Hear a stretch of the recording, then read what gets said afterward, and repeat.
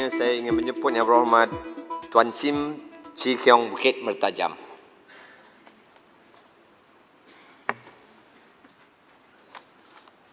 Terima kasih Tuan Di-Pertua. Saya mohon Menteri untuk menjawab soalan nombor 8. Nombor 8, sila Yang Berhormat. Terima kasih Yang Berhormat Bukit Mertajam. Datuk Yang Di-Pertua, pada satu masa di tahap maksimum terdapat 322 buah pusat kuarantin ataupun quarantine station yang siap sedia untuk digunakan untuk menempatkan seramai 104,467 PUS, person under surveillance dengan izin. Quarantine station ini terdiri daripada 157 buah hotel dan 165 institut latihan awam yang mana pendaftaran masuk dan keluar PUS di setiap quarantine station adalah secara berperingkat. Jumlah semua quarantine station yang diwartakan adalah sebanyak 1,572 buah yang terdiri daripada hotel dan ILA di seluruh negara.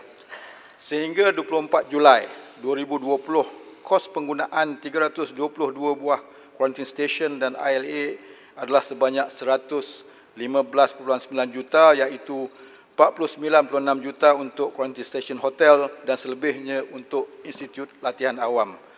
Bagi pengurusan quarantine station di hotel, penyediaan makanan dan perkhidmatan lain yang berkaitan telah termasuk dalam caj hotel RM150 seorang satu hari, manakala pemilihan dan pelantikan kontraktor pembekal penyediaan makanan ILA, Institut Latihan Awam di negeri-negeri diuruskan oleh pejabat setiausaha kerajaan negeri masing-masing. Bayaran untuk 21 kontraktor pembekal makanan dan lain-lain perkhidmatan yang diuruskan oleh Agensi Pengurusan Bencana Negara NADMA berjumlah sebanyak 12 juta telah diselesaikan, manakala bayaran kepada satu kontraktor masih dalam proses pembayaran. Perolehan pembekalan dilaksanakan secara perolehan darurat berdasarkan peraturan keuangan yang berkuat kuasa. Dalam tempoh menjawab yang singkat ini, Yang Berhormat, adalah amat sukar untuk saya menyebut senarai setiap kontraktor makanan perkhidmatan lain seperti yang dikehendaki oleh Yang Berhormat tadi. Tapi sekiranya perlu, kita akan memberikan segala senarai dalam bentuk tulisan. Terima kasih, Datuk Yang Bertuah. Sila soalan tamam pertama, Bukit Mertajam. Terima kasih kepada Yang Berhormat Menteri atas jawapan tersebut. Saya minta jasa baik Menteri untuk memberikan senarai dan juga pecahan secara bertulis. Soalan saya ialah, baru-baru ini saya terbaca dalam surat khabar bahawa had bayaran maksimal untuk pembayaran sendiri bagi warga Malaysia yang pulang dan tinggal di pusat kuarantin adalah mencecah RM2,100. Jadi saya nak minta, nombor satu, adakah betul 2,100 maksimalnya? Kedua, pecahan kos yang terlibat dalam 2,100 ini. Dan ketiga, saya minta jasa baik kerajaan untuk memberikan pengecualian terus kepada golongan B40, golongan OQ dan juga para pelajar yang pulang dari segi pembayaran kendiri ini di pusat-pusat kuarantin. Terima kasih. Sila Menteri, 1 minit.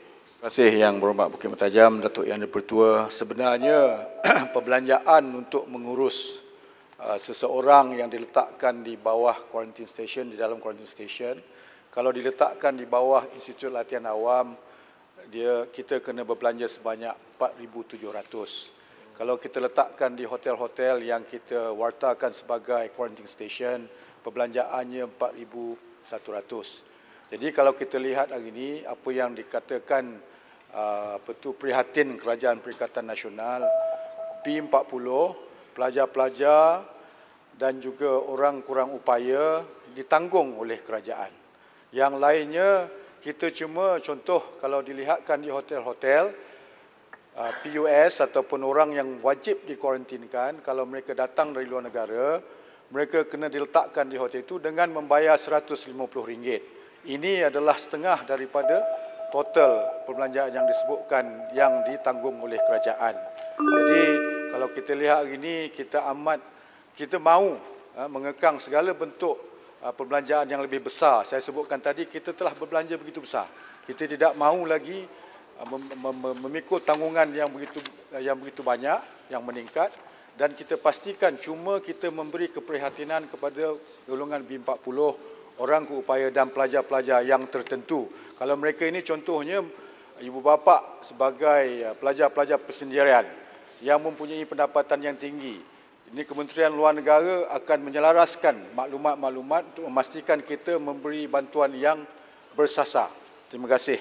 Minta Menteri bagi pecahan dan mungkin dalam bentuk bertulis pecahan tu. Pecahan itu kita akan bagi dalam bentuk secara bertulis. Terima kasih Menteri. Terima kasih, Mas. Ya, soalan tambahan kedua saya jemput sebelah sini. Bisa. Terima kasih, Mas. Bapak Menteri, saya ingin bertanya berhubung dengan isu yang tular 2 hari lepas, iaitu seramai lebih kurang 100 lebih orang pelajar yang tiba dari Yaman yang dikuarantin di sebuah hotel dengan bayaran sebanyak RM1,890 untuk seorang pelajar, dan kalau mereka masih belum menjelaskan bayaran tersebut, mereka dikehendaki tunggu di lobi hotel sehingga datang keluarga untuk bayar. Dan isu ini tular. Terima kasih, Bapak Menteri. Sila Menteri. Datuk Yang Bertua, masalah itu telah pun diselesaikan. Ketika itu kita nak menjelaskan maklumat. Contohnya saya nak sebutkan tadi, pelajar-pelajar yang pulang dari Yaman, kita telah buat ketetapan untuk golongan B40 dan juga yang kurang berpendapatan. Jadi maklumat itu diselaraskan oleh Kementerian Luar Negara dan juga lembaga hasil. Sebab kita tak boleh buka pintu untuk semua pelajar-pelajar untuk kembali sebab melibatkan perbelanjaan yang begitu tinggi. Apapun 150 lebih kurang 148 tak silap saya telah pun ditempatkan di kuarantin itu sebab mereka mengambil masa untuk membayar deposit dan kita mengenal pasti siapa yang mampu bayar, siapa yang tidak mampu bayar, siapa yang B40 dan sebagainya. Terima kasih. Terima kasih. Soalan tambahan saya buka satu lagi. Yang Berhormat Lembah Pantai. Terima kasih. 30 saat. Terima kasih. Terima kasih ya Bapak Menteri. Ringkas je, sama seperti Pasir Mas, ada tular dalam media sosial gambar mereka yang dikuarantinkan di hotel dalam keadaan bilik sedemikian rupa, cadar yang tak terurus, makanan yang datang lambat, kadang-kadang dikatakan 2 jam lambat atau lebih dari itu. Apakah yang akan diusahakan oleh pihak kerajaan untuk memastikan keadaan bilik-bilik ini adalah sanitary, ya, selamat dari segi kesihatan, dan makanan itu sampai dan tidak ada masalah. Saya lihat kadang-kadang yang dihantar tu sama ada betul ataupun tak. Bagaimana mereka nak komplain dan macam mana nak selesaikan. Terima kasih. Sila Lembah Pantai. Sila. Kita mesti mengenal pasti, Datuk Yang Bertua, apa yang tular itu adalah keadaan sebenar. Kita bukan sebarang untuk memilih pusat-pusat kuarantin yang tidak boleh membawa satu tempat yang kondusif untuk kita panggil quarantine station. Jadi kalau ada yang tular, kita akan kenal pasti. Sekiranya itu berlaku, dan insya-Allah kita akan pastikan ia tidak berlaku dan kita, kalau perlu kita tambah baikkan. Jadinya hotel-hotel yang kita pilih pun memenuhi syarat-syarat untuk mereka digazetkan sebagai quarantine station. Jadi tidak timbul isu yang disebutkan tadi cadar tidak ditukar. Kalau kita ambil pun gambar, kita tak tahu sama ada hotel tu hotel yang kita telah gazetkan.